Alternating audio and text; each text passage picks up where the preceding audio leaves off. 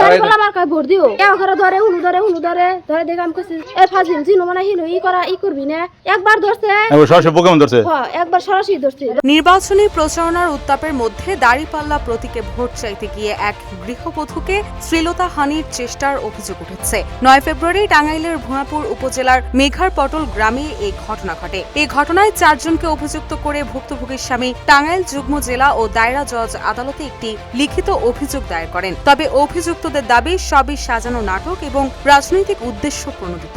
এরই মধ্যে ঘটনাটি ঘিরে এলাকা জুড়ে তৈরি হয়েছে তীব্র উত্তেজনা। নির্বাচনের ঠিক আগ মুহূর্তে এই ঘটনা নতুন করে প্রশ্ন তুলেছে রাজনৈতিক সহনশীলতা ও নারীর নিরাপত্তা নিয়ে।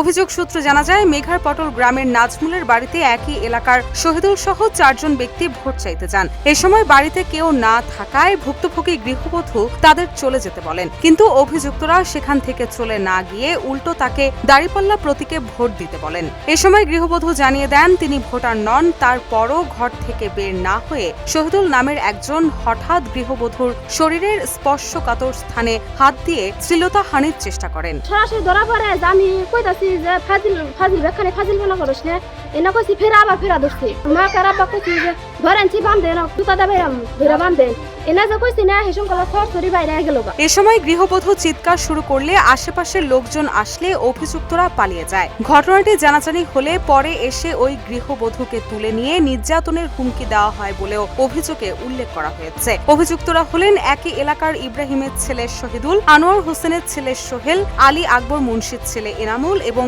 আকবর ফকিরের ছেলে আল আমিন। এদিকে এই ঘটনায় উপজেলা জামায়াতের আমির আব্দুল্লাহ আল মামুন বলেন, ঘটনাটি সম্পূর্ণ মিথ্যা ও বানোয়ার। মামলার তদন্ত কর্মকর্তা ভুঁয়াপুর থানার এসআই মেমরাজুল ইসলাম রুবেল বলেন, অভিযোগ পেয়েছি, বিষয়টি গুরুত্বের সঙ্গে তদন্ত করা হচ্ছে।